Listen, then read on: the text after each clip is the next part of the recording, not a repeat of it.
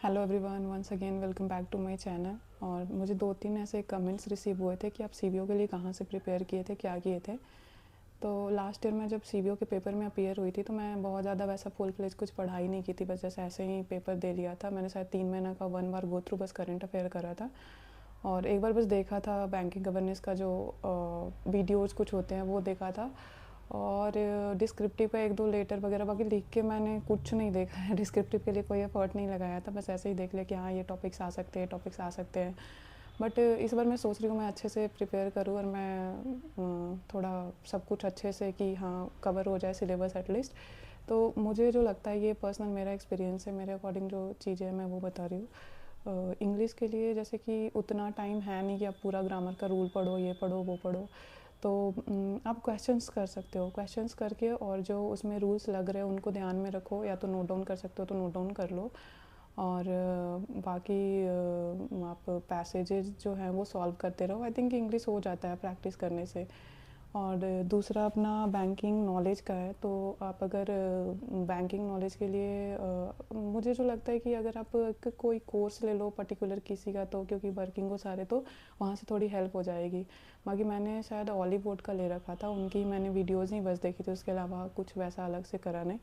But अगर आप करना चाहते हो तो जो जेआईबी के जो सिलेबस है रिटेल बैंकिंग और पीपीबी का, उसके थ्रू भी आप जा सकते हो। आई थिंक कि वहाँ से बहुत सारी चीज़ें कवर होती है कि जो पीपीबी में और जो रिटेल बैंकिंग है वो होल बैंकिंग वही चीज़ें हैं, उससे ज़्यादा कुछ है नहीं इसमें। तो आप वहाँ के थ्रू करके और क्वेश्चंस प्रैक्टिस कर सकते हो। थर्ड वाला जो आता है अपना जनरल अवेयरनेस, तो मैंने जो करंट अफेयर था वो करा था इनसे, अफेयर क्लाउड से। अफेयर क्लाउड का जो मंथली आता है उससे ही मैंने करा था, उसके अलावा और किया ही नहीं कुछ। Practice, know practice, nothing.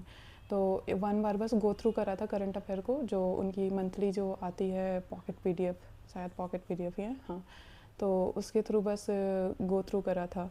और थर्ड जो आता है कंप्यूटर एप्टीट्यूड, कंप्यूटर एप्टीट्यूड में लास्ट ईयर भी जो था और शायद हर साल ही ऐसा रहता है कि कंप्यूटर एप्टीट्यूड तो लिखते हैं बट उसमें वो प्रॉपर रीजनिंग के ही क्वेश्चन होते हैं, और मोस्टली जो इनपुट आउटपुट वाले क्वेश्चन होते हैं वही क्वेश्चन थे। हमारे टाइम भी इनपुट आउटपुट के जितने क्वेश्चन थे रीजनिंग के वही क्वेश्चन थे। तो आप उसकी बस प्रैक्टिस कर लो, इनपुट आउटपुट क्वेश्चंस के रीजनिंग वाले। आई थिंक डिस्क्रिप्टिव पे ज़्यादा फोकस करना चाहिए क्योंकि वो थोड़ा सा आपको आगे ले जा सकता है, मार्क्स वहाँ से आप ज़्यादा गेन कर सकते हो, जो कि टोटल 25-50 नंबर के हो जाते हैं। 1 लेटर हो गया और 1 ऐसे हो गया, और आपको टोटल 30 मिनट्स मिलते हैं। लेटर तो काफ़ी ईजी है थोड़ा सा, आपको ऐसे के लिए आप रिसेंट के जो टॉपिक्स चल रहे हैं तो वो आप देख सकते हो। और मेनली जो है वो बैंकिंग रिलेटेड ही क्वेश्चंस पूछते हैं। लास्ट ईयर भी उन्होंने जो 2-3 दे रखा था, एक तो role of AI in digital banking, और याद नहीं आ रहा क्या ही था, मुझे पूरा याद भी नहीं है अभी।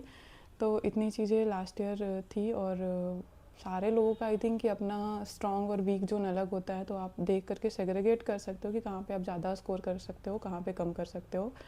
तो यही रहा। बाकी मेरे अकॉर्डिंग मुझे लगता है अगर आप वर्किंग हो तो आप किसी का वीडियो कोर्स ही ले लो, वो बेटर होगा आपको टाइम मैनेजमेंट में भी, क्योंकि उतना टाइम होता नहीं है कि आप ऑफिस से आकर के सब कुछ देखो, एक एक चीज़ इम्पॉसिबल चीज़ें। क्योंकि मैं भी कोशिश कर रही थी कि थोड़ा मैनेज करूँ बेसिक से स्टार्ट करके, बट पॉसिबल नहीं लग रहा उतना, क्योंकि टाइम ही नहीं मिलता, कहाँ से ही किया जाएगा। और स्केल 2 का मैंने पेपर दिया था जिसमें बहुत अच्छा तो नहीं हुआ, क्योंकि मैंने पहले भी बोला था कि मैं प्रिपेयर नहीं थी इस चीज़ के लिए। लेकिन ऐसा पेपर देने के बाद फील हुआ कि शायद कुछ तैयारी कर लिया होता तो शायद बहुत अच्छा स्कोर हो सकता था। बट एनीवेज देखते हैं क्या होता है आगे, और इस साल भी जो भी पेपर्स होंगे उसके लिए बस प्रिपरेशन करते रहना है। और बाकी स्कोर कार्ड एक बार आएगा तो मैं I will definitely share with you all. Thank you so much for giving your time. If you need any help regarding preparation, then you can ask